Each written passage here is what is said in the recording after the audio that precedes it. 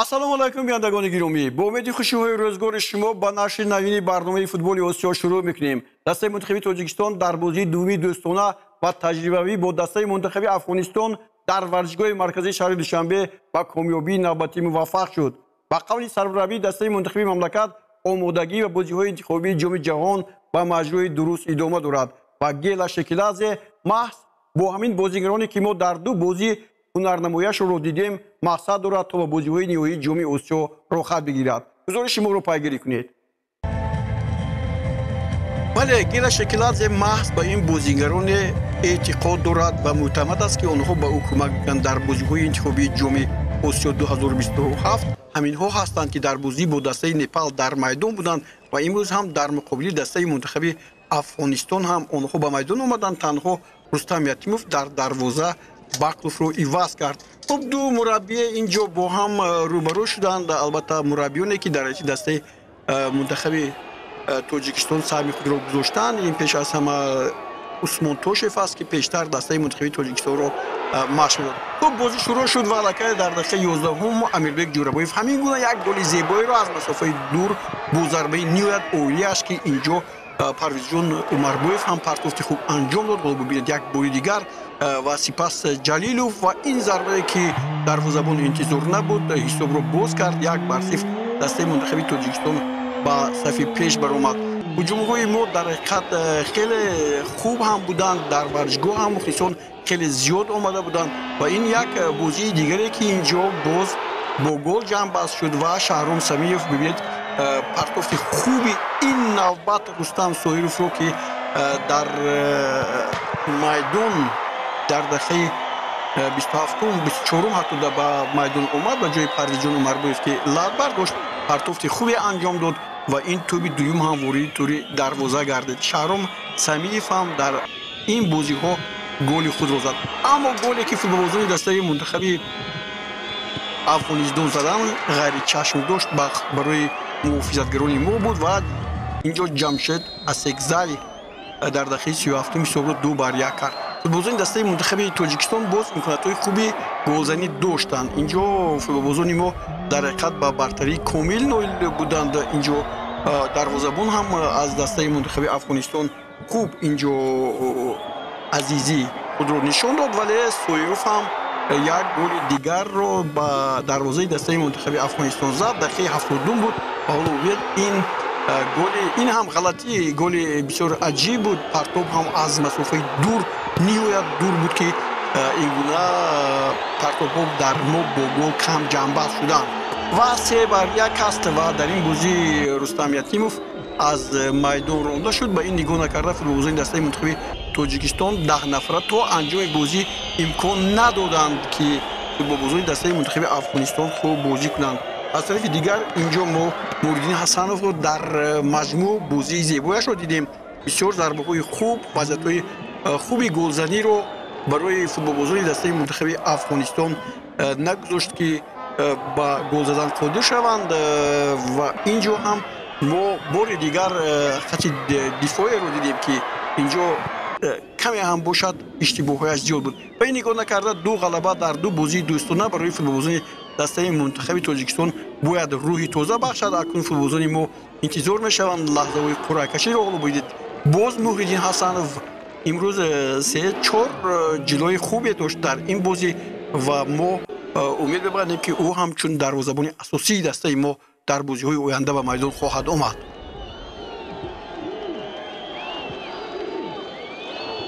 даври шашуми марҳилаи сеюми бозиҳои интихобии ҷоми ҷаҳон 2026 шоми гузашта бо натиҷаҳои ҳангомаомез ба анҷом расид.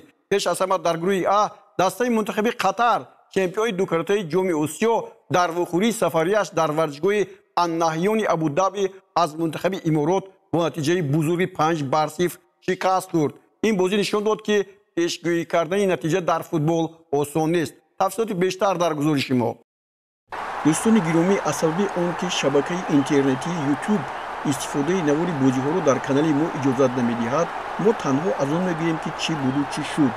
дастаҳои мунтахаби Имороти Муттаҳидаи Араб ва Қатар бо ҳам дар даври аввали бозиҳо дар Қатар вохӯрда буданд ва иморотиҳо дар майдони Қатар бо натиҷаи 3-1 ғалаба ба даст оварданд. ин навбат низ ва дастаи мунтахаби иморот имконият пайдо шуд ки бо ҳисоби бузурги 5-0 пирӯзӣ ба даст оварда мавқеи худро дар ҷадвали гурӯҳи А беҳтар намояд. дар ин вухӯрӣ Фабио Лимаи бразилиягӣ табор ки шаҳрвандии иморотро дорад ба дарвозаи Қатар 4 гол зада покер намуд ки 2 тоаш аз пеналти аст. як голи дигарро Яҳьё Алғасонӣ ба ҳадаф расонид.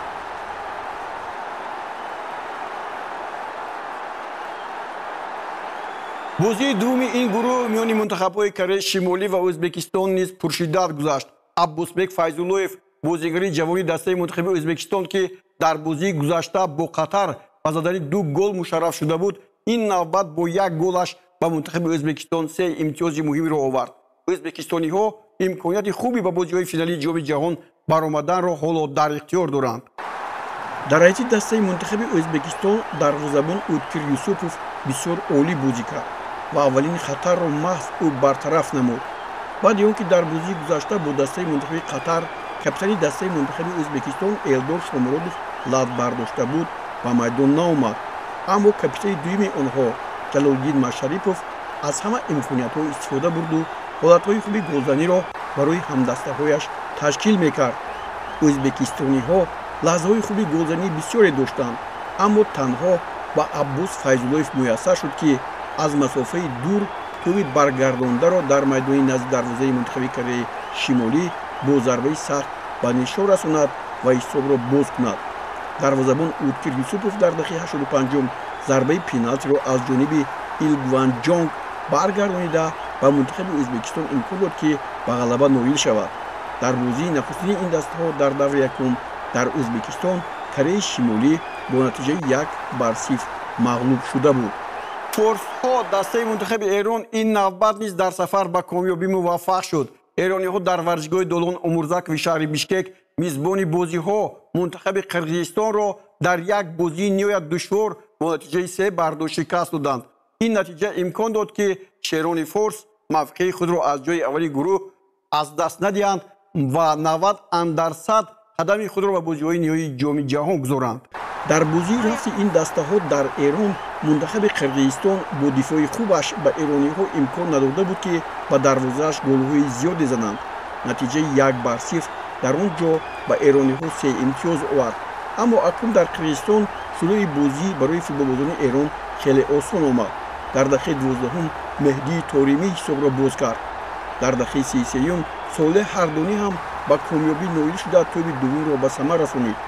баробари оғоз шудани нимаи дуввум қирғизҳо суръати бозиро афт доданд ва ба Ҷоел Коҷо шароит муҳайё карданд ки дар дақиқаи 51 ҳисобро тағйир диҳад. баъди 13 дақиқа ин бозингар аз зарбаи пеналти ҳисобро баробар намуд.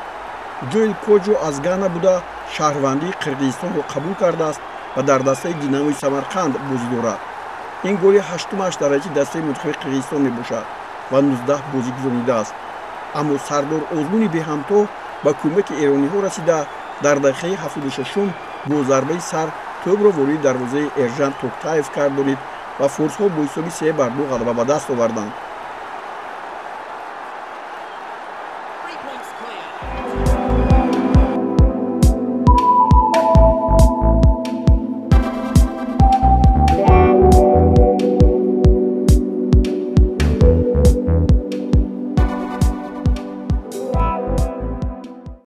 мубориза дар гурӯҳи Б ончунон ҷараён дорад ки алҳол ягон даста аз дастаҳои боқимонда бар аъло пеш нарафтааст ва ҳар имтиёз метавонад нақши боризе гузорад.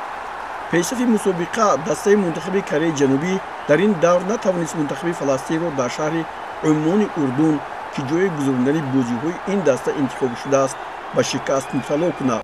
дар ин вухӯрӣ аввалин шуда футболбозони Фаластин иштибоҳи дарвозабони Корея Ҷо Ҳюнвуро истифода карда ҳисобро боз карданд. Зайд Қанбар тӯбро ба ҳадаф расонид. баъди кӯшишҳои зиёд капитани мунтахаби Кореяи Ҷанубӣ Сон Ҳюн Мин ҳисобро баробар кард. бартарии кореягиҳо хеле зиёд буд, аммо дарвозабони Фаластин Рами Ҳамадеҳ олӣ бозӣ кард. дар натиҷа ҳисоби 1-1 ба ҳарду даста як имтиёзӣ овард.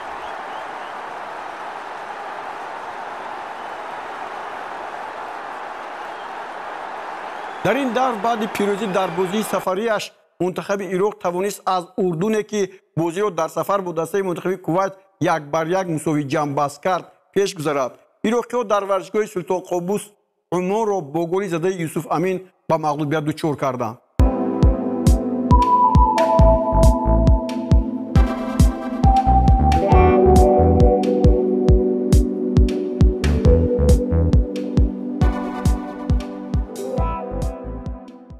در گروه سی غلبه دسته منتخب اندونزیا را بر عربستان سعودی به خاطر نتیجه‌های غیر انتظار شامل کرده ممکن است. در این وخوری داور رستم لطفولین از ازبکستان 8 کارت زرد و 1 کارت سرخ نشان داد. این نتیجه آن بر اعلی در دور ششمی بازی‌ها به چشم می‌رسد. 13 ضربه صاحبان میدان در مقابل 25 ضربه سعودی‌ها کافی بود که با نتیجه 2-0 ظفر یابند.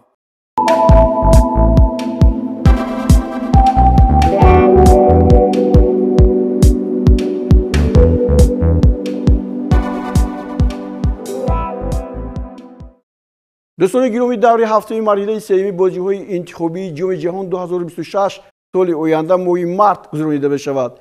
4 دوری باقی مانده 6 دسته موفق را مستقیما به جام جهان رخصت می‌دهد و برای باز 2 رخصت دیگر میان دسته‌های جایزه سوم و چهارم مرحله چهارم گذرانیده خواهد شد. بغیر از این باز یک دسته آسیا امکان دارد که از بازی‌های حذفی و جام جهان رخصت گیرد. با همین خبرها برنامه امروزه فوتبال آسیا را به پایان می‌رسانیم. باقی صحتمند و پیروز باشید و خود را احتیاط کنید.